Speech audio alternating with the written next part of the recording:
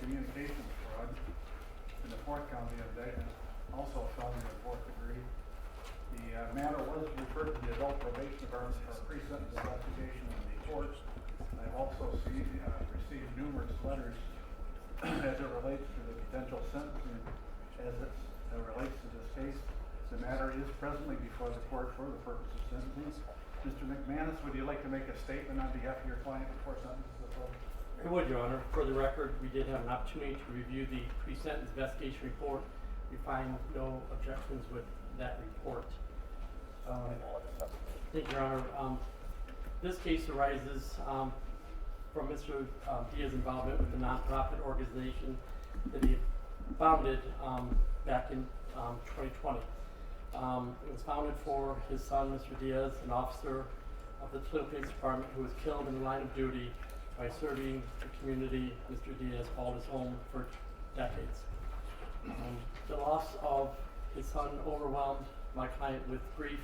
Mr. Diaz struggled to function in those vulnerable months. He turned his attention to a charitable effort intended to honor his son's legacy. During this time, Your Honor, my client had his own business, Napa Auto Care and Hospital. My client went into deep depression, and that business, both businesses, began to fail. Trying to work on the charity and trying to keep his business going. Mr. Diaz basically robbed Peter to pay Paul, took funds that he knew he shouldn't have, and tried to put that back into his business. Mr. Diaz subsequently sold that business and is now working two separate jobs, one for safe compliance with Glass City compliance, and he also has a food truck where he's selling food from to take additional money for his family. Mr. Diaz fully cooperated with the investigation. He voluntarily met with investigators and candidly explained the financial operation of the foundation.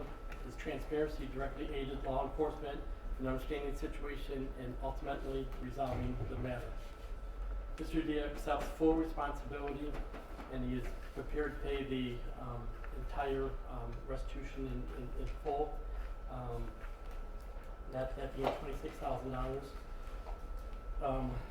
Mr. Diaz is 55 years old. He's the sole provider for his wife and two minor children, ages 12 and 6.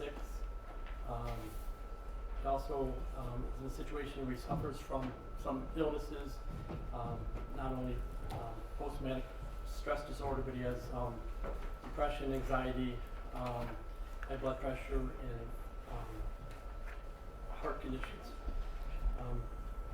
We're asking the court that if they deem that any sentence is required of Mr. Diaz, that he be given the opportunity to do that in work release, so we can continue to support his family and continue with those jobs. Mr. Diaz certainly in a position now to make a statement on him. Thank you, Mr. Diaz. Would you like to make a statement to the court before sentences are closed? Yes, sir. I just want to say, I'm very sorry. Sorry to the community that trusted me to do the right thing. I wanted to do the right thing. I messed everything up.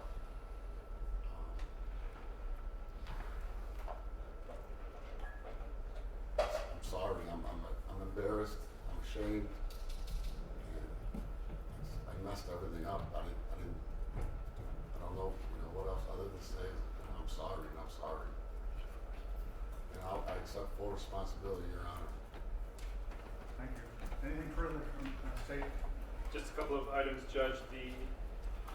As indicated in the police soliloquy, the exact amount of restitution is $26,314.04. That's what the state is asking at this time. Additionally, Judge, the facts and circumstances surrounding both counts was clearly elicited at the plea hearing. We would ask the court to consider those facts and circumstances, and obviously none of these expenditures were to support the foundation and its purpose, which was that to help law enforcement in the community. With that being said, Judge, we would just ask you to fashion an appropriate sentence in this matter. And we would also ask that counts 1 and 2 be dismissed. Okay. Mr. Dia, it was a tragedy. I think I had your son in court one time. A tragedy when your son was killed. However, you put yourself in a position of trust, creating this foundation, accepting money in his name. And you violated that trust. Now, I had a city councilman maybe 15 or 20 years ago that did the same thing. We elect people. We put them in a position of trust. When they violate that trust, I think they have to be treated a little differently than people that if you just stolen money is one thing.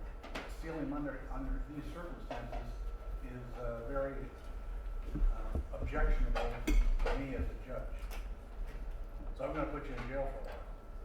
It will be the order of the court, the defendant having been convicted in count 3 of the offense of grand theft in violation of 29-1302 A2 and B2 of felony of the 4th degree, as well as count 4 telecommunications fraud in violation of revised code section 29-1305 A E1, also a felony of the 4th degree.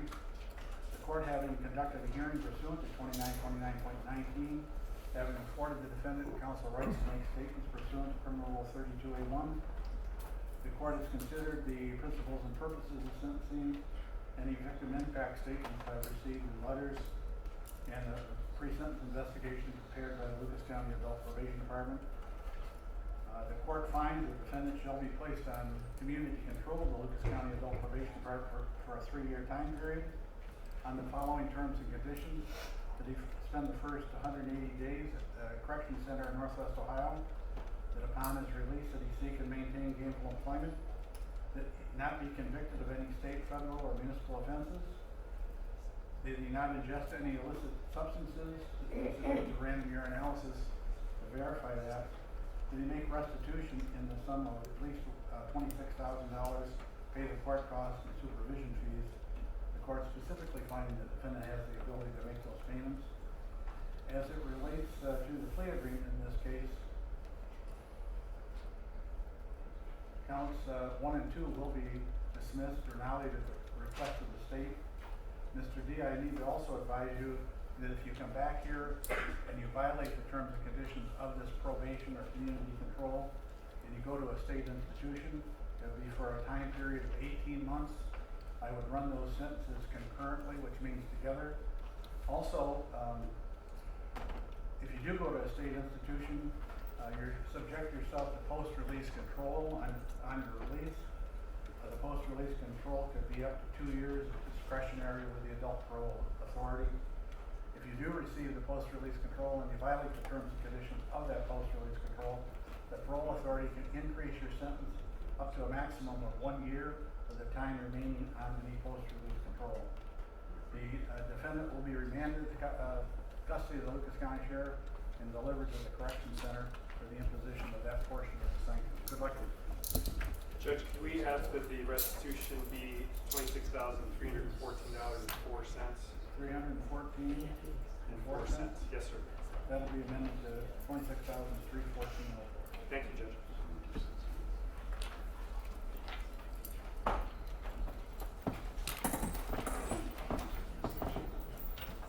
I'll take a brief recess if you want to disassemble your equipment so you can get out of here, unless you want to stay for something else.